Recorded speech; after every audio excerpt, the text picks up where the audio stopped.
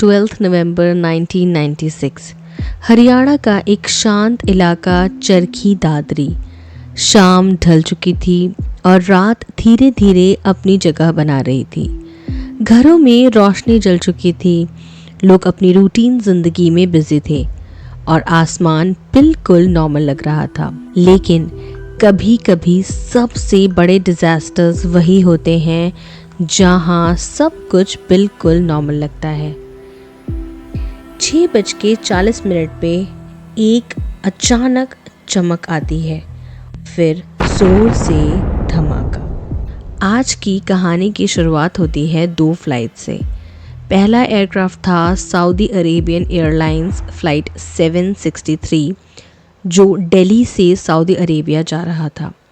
ये एक बोइंग 747 था, एक मैसिव एयरक्राफ्ट जिसमें 300 से ज़्यादा लोग सफ़र कर रहे थे।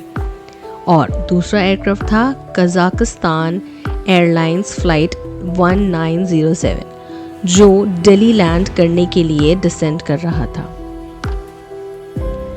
एक प्लेन ऊपर से जा रहा था और दूसरा नीचे आ रहा था और दोनों एक ही हवा के रास्ते पर थे। ये सिचुएशन एविएशन में कंट्रोल्ड होती है, लेकिन सिर्फ तब जब हर इंस्ट्रक्शन परफेक्टली फॉलो किया जाए। फ्लाइट 763 के अंदर सिर्फ पैसेंजर्स नहीं थे, वहाँ कहानियाँ थी। उनमें से बहुत सारे लोग इंडियन वर्कर्स थे जो सऊदी अरेबिया जा रहे थे अपनी फैमिलीज़ के लिए एक बेटर लाइफ बनाने। किसी ने अपनी माँ को हग किया होगा और कहा होगा कि माँ मैं जल्दी वापस आऊँगा।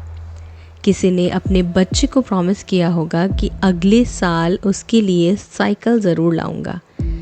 उन सब के पास सपने थे और उन सपनों का एक ही डेस्टिनेशन था।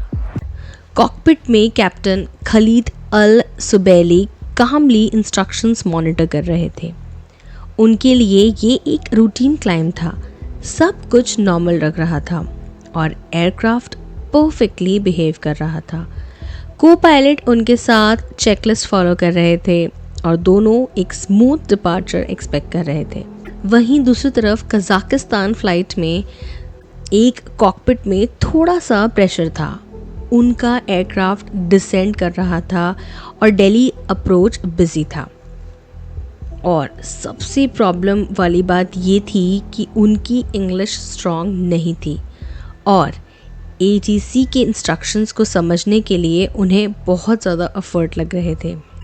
कॉकपिट में एक इंटरनल डिस्कशन चल रहा था जहां ऑल्टीट्यूड को लेके कंफ्यूजन धीरे धीरे बिल्ड हो रहा था। दिल्ली का एयर स्पेस उस वक्त इतना एडवांस नहीं था जितना वो आज है। एक ही कॉरिडोर में अराइवल्स और डिपार्चर हैंडल किए जा रहे थे। एयर ट्रैफिक कंट्रोलर हर एयरक्राफ्ट को मैनुअली गाइड कर रहा था। उन्होंने कजाकिस्तान फ्लाइट को इंस्ट्रक्शन दिए, 15,000 फीट तक डिसेंड करो और सऊदी फ्लाइट को कहा गया 14,000 फीट तक क्लाइंब करो। ये एक सेफ वर्टिकल सेपरेशन क्रिएट करने के लिए था, लेकिन सेफ्टी का ये सिस्टम सिर्फ तब तक काम करता है जब दोनों साइड से इंस्ट्रक्शन परफेक्टली फॉलो किए जाएं। यहाँ पर एक छोटी सी गलती ने सब कुछ बदल दिया। कजाकिस्तान कॉकपिट में ऑल्टीट्यूड को लेकर कंफ्यूजन हो गया कि उन्होंने ATC को रिपोर्ट किया कि वो 15,000 फीट पर हैं, लेकिन रियलिटी में वो उससे नीचे आ रहे थे। यानी कि वो डायरेक्टली उसी लेवल पे आ रहे थे जहाँ सऊदी एयरक्राफ्ट क्लाइंब कर रहा था। कॉकपिट में से एक आवाज़ आती है, कंफर्म ऑल्टीट्यूड। दूसरी वॉइस ने जवाब दिया 15,000, लेकिन इंस्ट्रक्शंस कुछ और ही दिखा रहे थे। ये एक साइलेंट एरर था, जैसे कोई तुरंत डिटेक्ट नहीं कर पाया। 6:40 पे दोनों एयरक्राफ्ट एक दूसरे के सामने आ गए। डिस्टेंस रैपिडली ज़ीरो हो रहा था। कजाकिस्तान एयरक्राफ्ट का टेल सऊदी बोइंग के विंग से टकरा गया। इम्पैक्ट इतना वॉयलेंट था कि बोइंग का विंग इंस्टेंटली डैमेज हो गया। दोनों एयरक्राफ्ट कंट्रोल लूज कर गए और हवा में टूटने लगे और फिर कुछ सेकंड्स के अंदर 2 मैसिव एयर बॉल्स आसमान में ही फट गए। चरखी दादरी के विलेजर्स ने जब ये सब देखा तो वो तुरंत क्रैश साइट की तरफ भागे। उन्हें लगा शायद कोई बच गया हो, लेकिन जो उन्होंने देखा वो अनबियरेबल था।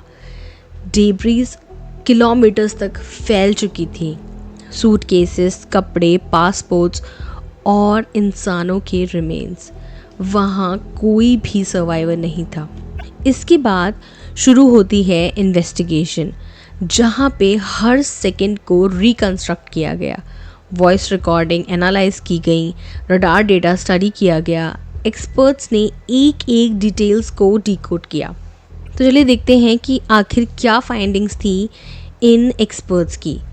पहला ट्रूथ, ऑल्टीट्यूड इंस्ट्रक्शंस फॉलो नहीं किए गए। दूसरा ट्रूथ, लैंग्वेज बैरियर ने कम्युनिकेशन तोड़ दिया। तीसरा ट्रुथ ये था कि TCAS सिस्टम नहीं था जो पायलट्स को वार्न कर सकता था। ये एक एक्सीडेंट नहीं था, ये एक चेन रिएक्शन था जहां हर एक वीक लिंक फेल हो गया। इस ट्रेजेडी के बाद एविएशन इंडस्ट्री हमेशा के लिए बदल गई। TCAS सिस्टम मैंडेटरी बना दिए गए, पायलट्स के लिए इंग्लिश प्रोफिशिएंसी स्ट्रिक्ट हो गई, एयर स्पेस मैनेजमेंट इम्प्रूव किया गया। इस एक्सीडेंट में टोटल 349 लोगों की मौत हो गई। वो लोग थे जिन्हें किसी ने प्यार किया था, वो सपने थे जो कभी पूरे नहीं हुए। और उस रात चरखी दादरी के आसमान ने सब कुछ देखा।